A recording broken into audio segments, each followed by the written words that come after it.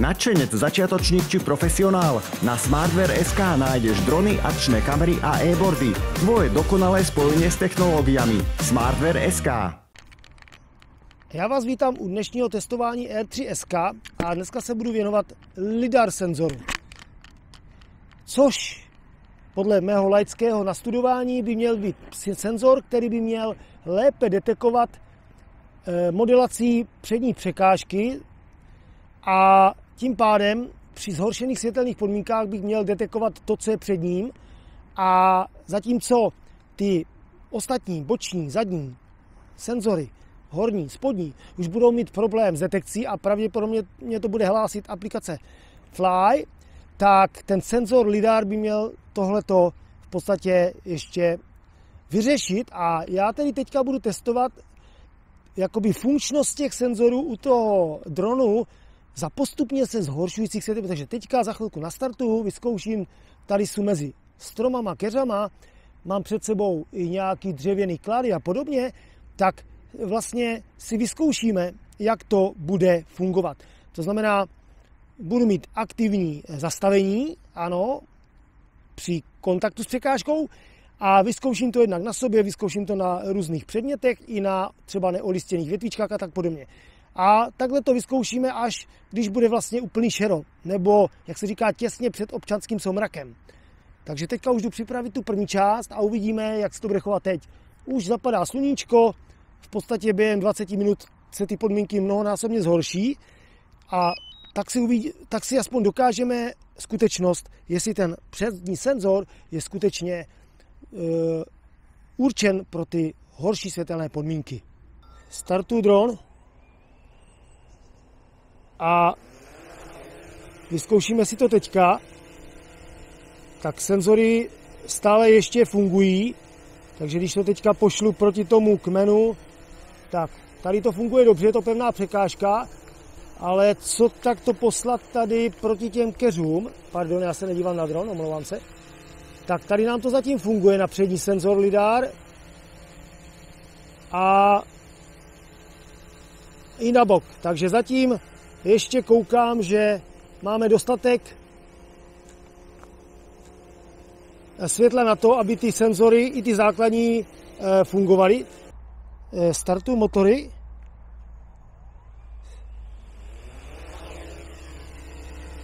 Tak, když jsem ho startoval, tak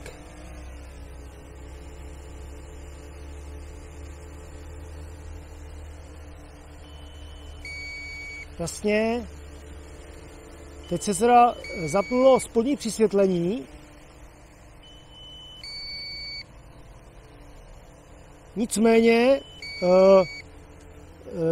mě to zahlásilo, že ty senzory už nemusí správně fungovat,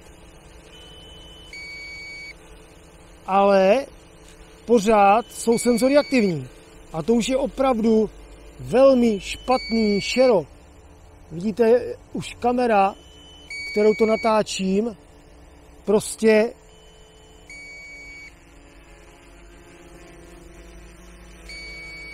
má problémy. Já když teďka přistanu, ano, a vypnu motory, tak ta kamera, ta hlavní, vidíte, jak je pěkně citlivá, že skutečně tady prostě funguje ta optika výborně, jo. A tady vidíte srovnání mé kamery Osmo Pocket 2 a kamera hlavní, ta palcová na tom dronu. A to už je fakt šero. Opravdu šero, nevím, jak bych vám to víc tady zdokumentoval, ale prostě je to tak. Já už mám posledních 11%, no, ještě dron se samozřejmě vracet nebude. Už krásně svítí.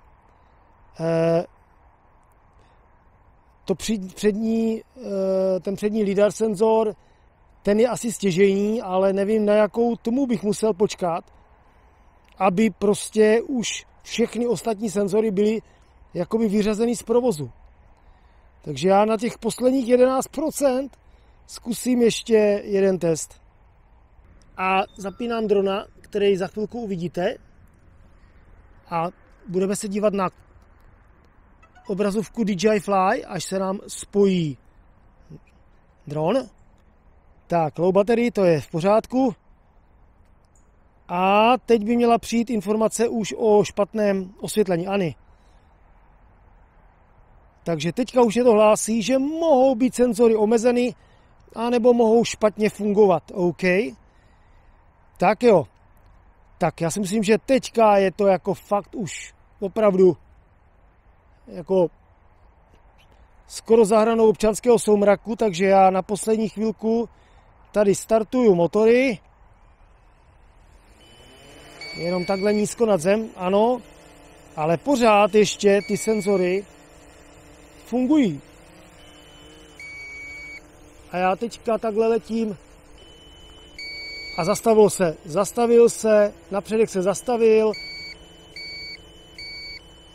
a dokonce ještě na bok se dron zastavil.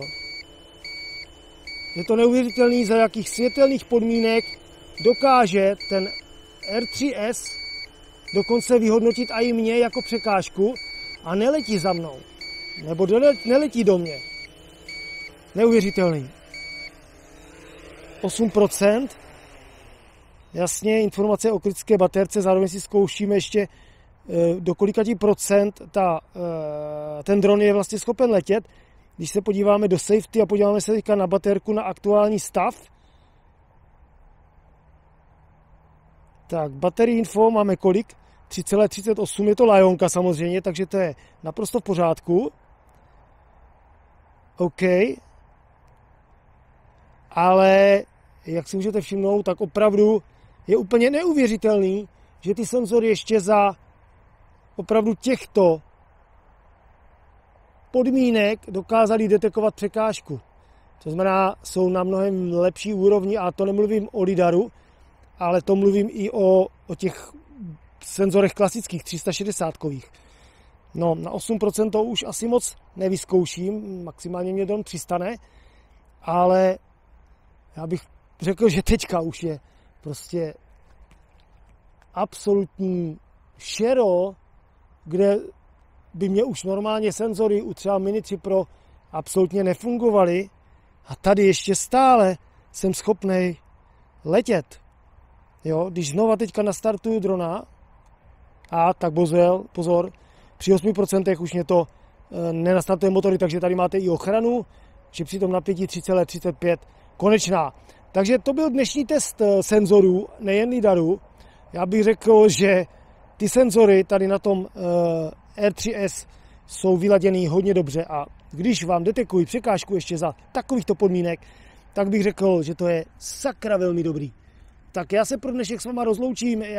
Já bych samozřejmě mohl ještě vyzkoušet potom doma nebo v úplné tmě, jaký senzor funguje, možná to udělám a dám vám to ještě tady za tohle videjko, nebo bude to v rámci tohoto videa, ale tady zvenku se s váma loučím. Prostě dělá to na mě velmi dobrý dojem. Opravdu jo, mějte se pěkně a uvidíme se u nějakého dalšího videa.